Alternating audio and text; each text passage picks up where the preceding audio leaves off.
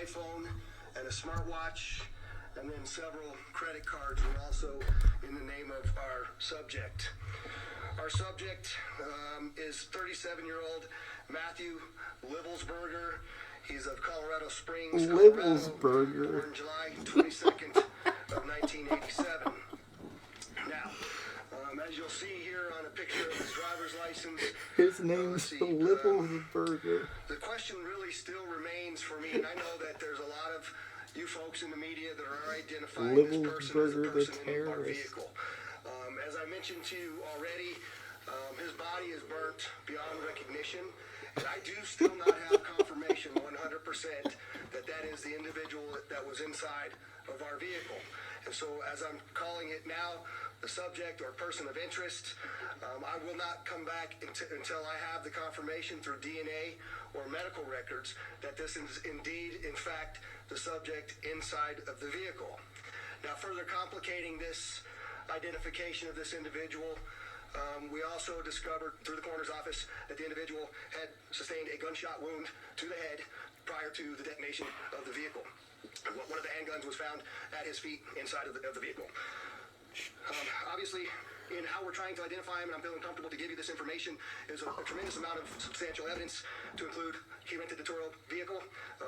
There are 2 tattoos, one of which was on the stomach and one of which is on the arm, that we can see bits and pieces of it as in comparison to what it is that we now know he had on his body. That has given us a lot of confidence that this is, in fact, the same person, as well as the clearly obvious, which is the credit cards, the military identification, the passport. And then furthermore, as you'll see here in just a very short period of time, we tracked his movements from Colorado to Las Vegas, and in a number of the photographs that we were able to determine, he was the individual that was driving the vehicle. And also, I'd like to iterate this point to you, we still have only ever seen him in this vehicle, and we're not aware of any other subjects involved in this particular case. Now, I would like to acknowledge a couple of things because I know what's going on in the social media world, and there are a number of things in this case that are similar to the attack in New Orleans. We do know that our subject here served in the military. In fact, he's a current member of the military. Both of the subjects served at Fort Bragg, North Carolina. What we do know about that is it's a very large military base, and we have no record that they served in the same unit or even at the same years at Fort Bragg, something that continues to remain under investigation. I also know that they both served in Afghanistan in 2009. We don't have any evidence that they were in the same province in Afghanistan, the same location, or the same unit. Again, something else that remains under investigation. And we also know, of course, that they both used the rental company Turo to rent their vehicles. As far as his military background, it's been confirmed by DOD that he was indeed in the United States Army. He was also a Green Beret operations sergeant who spent most of his time at Fort Carson, Colorado, and in Germany. He was on approved leave from Germany. Where he was serving with the 10th Special Forces Group. He was also previously in the National Guard and the Army Reserve.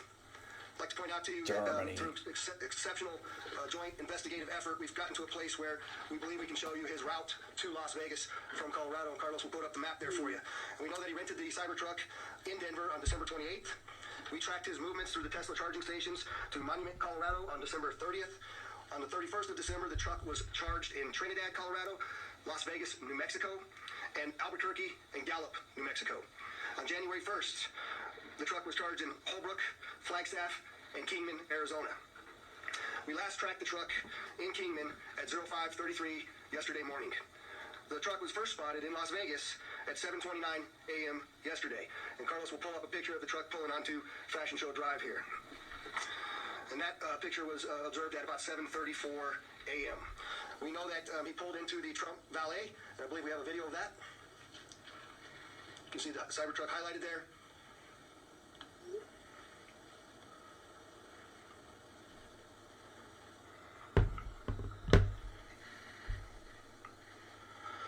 So through extensive surveillance video, we were able to track him leaving there, and we know that he went to several different places along Las Vegas Boulevard, and he spent some time in a parking lot of a business near Flamingo and Las Vegas Boulevard. We then have a video of the truck pulling back onto Las Vegas Boulevard from the sands. You see that there? So what happened? That's north on the boulevard from sands at he shot people, where he then immediately heads to the Trump Hotel, pulls into the valet area, shot himself, and then his car the explosion blew up. occurs within 17 seconds of his arrival at the valet. There's some additional investigative updates that are going to be provided to you by a couple of the other speakers here, the first of which will be our special agent in charge of the FBI local office, Spencer Evans. Spencer? Good morning. My name is Spencer Evans. I'm the special agent in charge of the FBI's Las Vegas division. As the sheriff mentioned, we've been working through the night with our partners, the Las Vegas Metropolitan Police Department and other agencies to gather all the facts and determine a motive to what was initially reported to the FBI as a bombing incident, to which our special agent bomb techs and others responded. Obviously, we're always concerned in these sorts of events to ascertain what the motive is. We understand that's everybody's at the forefront of everyone's thoughts, and so looking into exactly what the motivation is remains our number one priority. The motive was that he's crazy and he wanted to kill people. It is done in concert with our partners, which are comprised of more than a dozen investigative agencies here throughout the state of Nevada. We've been working hand in glove, side by side, tirelessly to determine is there any ongoing threat to the public, to identify the subject, to determine any potential connection to other events going on in the world, most notably he wanted to kill people as a function of his life experiences and genetics. It's been identified, although not conclusively, waiting for DNA evidence on that front. However, we do feel like we have a subject identified, and at this time there is no information on additional subjects that the FBI is tracking on.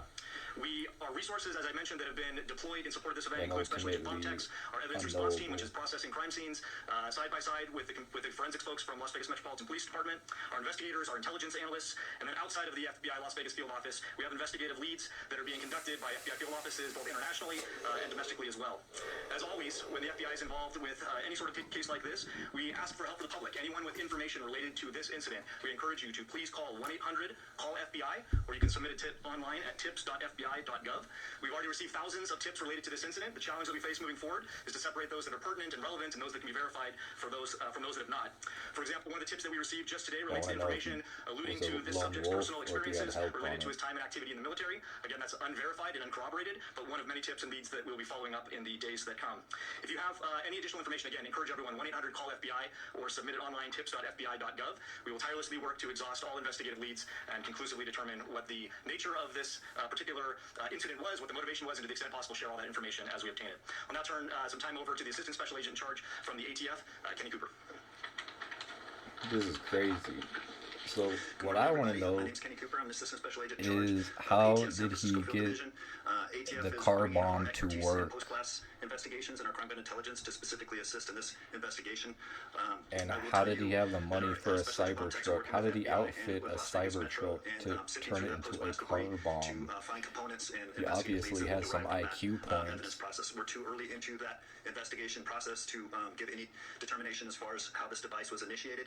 I will say that we do know that the components primarily consist of fireworks, mortars, aerial shells, and are all consumer fireworks. Nothing commercial grade has been discovered at this point, and we've identified some fuel enhancers like the Coleman fuel and BP racing fuel, and some explosive targets that can be purchased at any sporting goods store.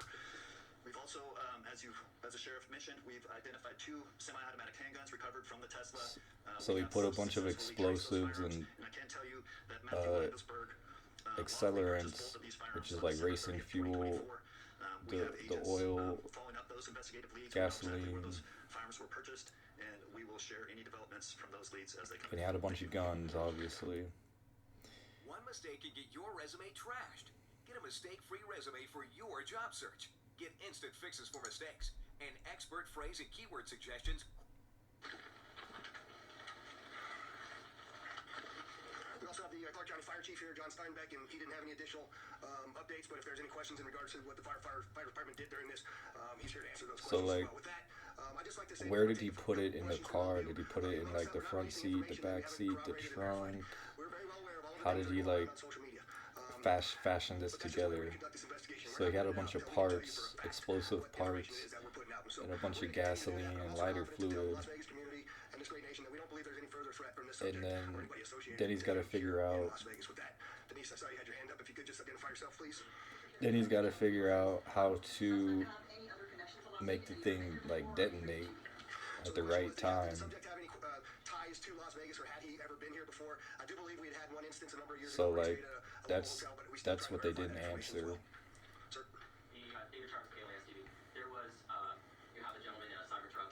I could go on the deep web and read about bomb making cookbooks, or I could probably just Google it. So as I mentioned, the motivation at this point is unknown. We are, as I mentioned earlier, following investigative leads both domestically and internationally as well. And so that includes search warrants and witness interviews, collecting forensic information, and basically trying to compile the facts. And so there's investigative activity taking place literally around the globe, trying to determine what the potential nexus is. But at this particular moment in time, around the globe? we have to focus on what we know and around the globe. Of the Trump building, that it's a Tesla vehicle, but we don't have information at this point that definitively tells us or suggests it was because of his particular ideology. Illuminati, you see, it's a Tesla vehicle outside of the Trump Hotel, right?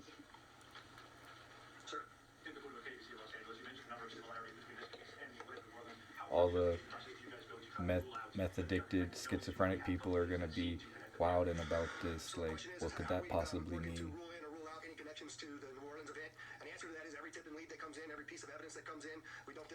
Why would a man who has so much money, he can afford a Cybertruck, want to do a suicide bombing? That's one question I have.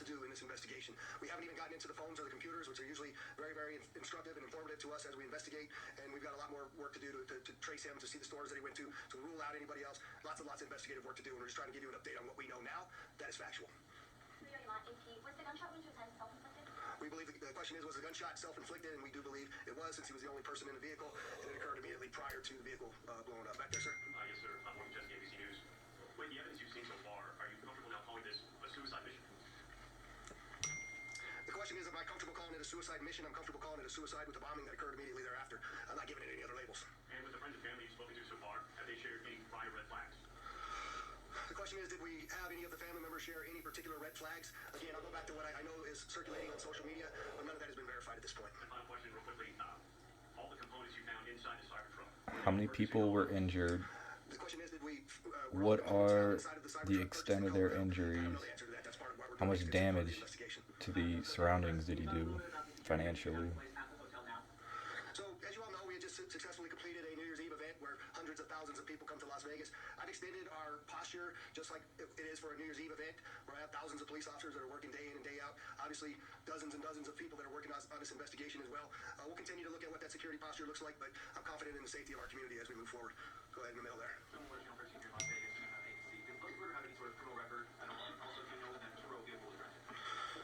The question was, is there any criminal record? None that I'm aware of. That has not been brought to my attention that he had a criminal record. And I said that the Cybertruck was rented on December 28th in Denver, Colorado. Right here. Hi. Well, he rented it. He rented a Cybertruck for how much money? I'm not aware of that information. Sir? Who did he rent it from? The question is generally about the security posture, and that's entirely our entire community, not only Fremont. The FBI is gonna want to interview all his friends and family, figure out, like, did you guys know anything about this? Did you guys know he was gonna do this? Did you help him? We're able to use the charging stations to track the vehicle all the way through. And I'm not exactly sure how to answer that question just yet. I know that there's some capability by being able to determine that the car is connected to the charger. One of the things that we're looking for is anybody that may have been at the charging location at the same time. We're looking to try to identify them because their vehicles would have also had cameras that would have taped anybody in and around them. We're trying to get people that may have been in the same locations at the same time that have video on their vehicle that can provide that video to us as well. I'll take two more. Go ahead.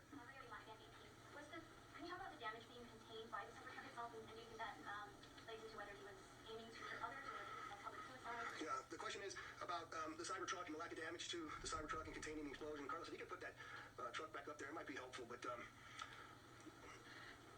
see if you look on the outside of that vehicle, it's hard to tell from that photograph, but other than the windows being gone, that's a bit more disassembled than it was at the scene, and the back area being blown off. Oh, I There's see. No evidence of physical damage to the sides of that vehicle, and so the explosion that was in that vehicle sort of he put all and up, but it didn't even damage the glass doors at the trunk. So I'm not sure what he that put all means. the explosives in the cabin and in the trunk. So I just don't think that it was done as well as he was expecting it to be done. But go ahead. So Rodriguez, when you see on Vegas, I was wondering, were you able to recover It looks rather amateur. So the question is, are we able to recover the video from the Cybertruck? And many of you may know that those Cybertrucks contain a tremendous number of cameras. Again, Mr. Musk has sent out a number of his folks that will be arriving here this afternoon with the intent to try to capture the part of that captured all of the video from inside of the truck. Sir? Just quickly, you mentioned a number of the components in the back of the truck that did not go off. Maybe this is a better suited question for ATF, but when it comes to the rudimentary nature of the bomb, I think we mostly think of the bomb as connected. This seems like individual kind of incendiary combustible components put together. Can you speak to how you think this is a bomb, or was it just several pieces of things that might go off and might explode that was just lifting off at the same time? Yeah, I'll tell you. It's not so much a bomb. Yeah.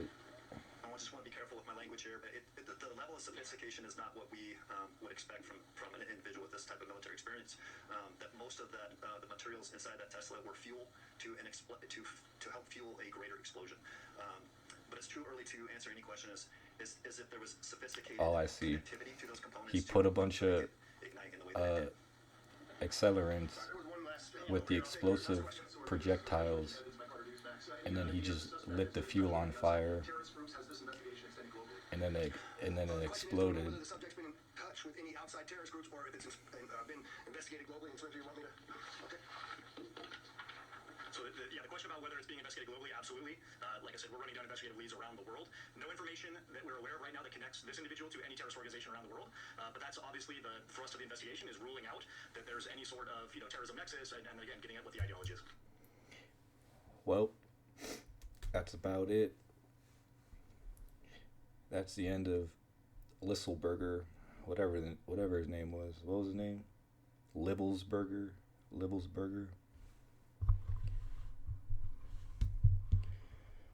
I find it amazing they can track and pull all this information up within just a few hours, but could not find out who the cocaine belonged to in the White House. And all the drone talk suddenly vanishes from mainstream media. Found ID and passport, but his body is burnt up. Oh man, what did I say? All the conspiracy theorists are going wild for this one. So y'all in the same breather are expecting all these things to be true. Number 1, body burned beyond recognition. 2, melted guns. 3, totally burned out interior that burned for several minutes. But you have his license, military ID, plastic credit cards, and a passport. How stupid do you think we are? Thinking this dude was killed and the truck was driven there on autopilot and remote detonated.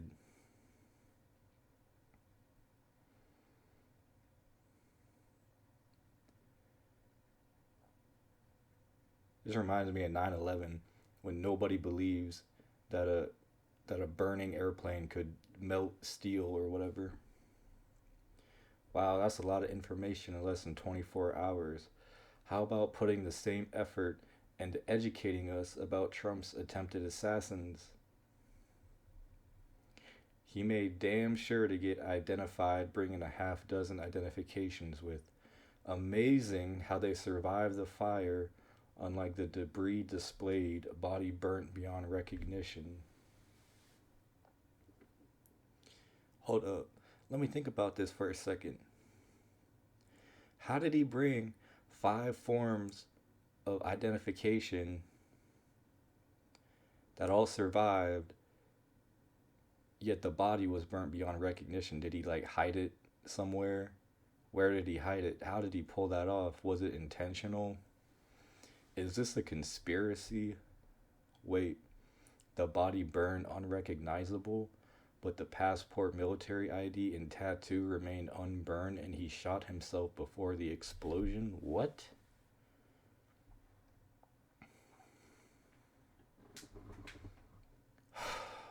Man, this doesn't add up. I'm thinking about all the information right now floating around in my head, and this doesn't make any sense. There's still a lot of questions to be answered. Somebody is going to write a book about this, I'm certain, right? Dude was set up. He was already dead before the truck even pulled up. MFs ain't fooling nobody. Special forces guy with special training, with firecrackers and barbecue fuel, and shot himself in a stainless steel truck. Things don't add up.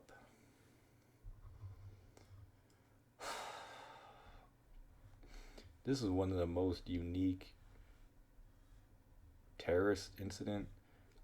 It's not really a terrorist incident because he's not motivated by politics, religion, anything like that. Did he leave a manifesto saying why he did this?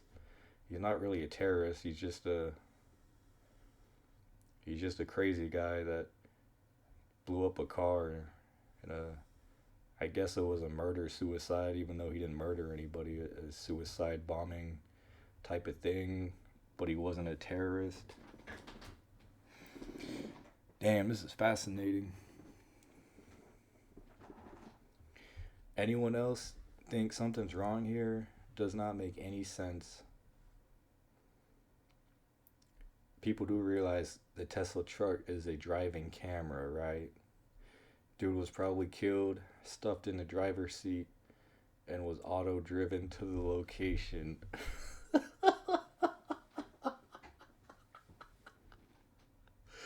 By who? For what?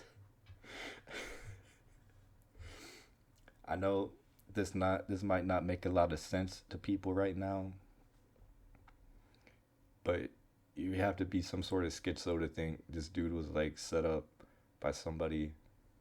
Like, he obviously did this shit all by himself. Like the fuel and the explosives he used could be purchased by anybody from any store.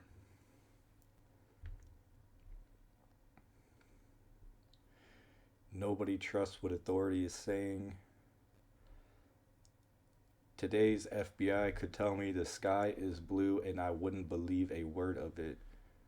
It's pretty sad. You don't know what to believe anymore. So if he was burnt beyond recognition, how do you know it was him? Because they have 5 forms of ID. So miraculously, an ID survived, but 2 guns were burnt in half. Y'all gotta stop thinking the public is that stupid. Well, as we know from 9/11, extremely hot fire can burn metal guns. And the simplest explanation for the IDs was that he took measure to bring them, protect them, and make sure they survive the fire, I guess. He put them somewhere in the car, because if you look at the car, only the cabin and the trunk are burned. The exterior of the car is completely intact. I don't know if he knew that was going to happen, or if he, did some testing in the middle of nowhere with some cheaper cars. Like, I don't believe they're lying. I don't believe this is a conspiracy, but this is so wild that people don't believe what they're really hearing right away. And this all happened one day after the New Orleans truck attack. That's interesting too, but this is really just on a whole nother level. Lots of ex-military people commit like murder, terrorism, murder stuff.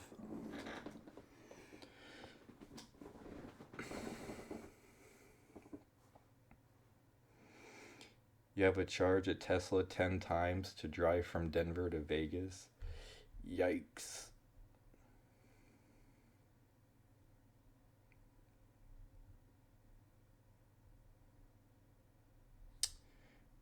That's about all the comments I'm going to read. So what do I think about it?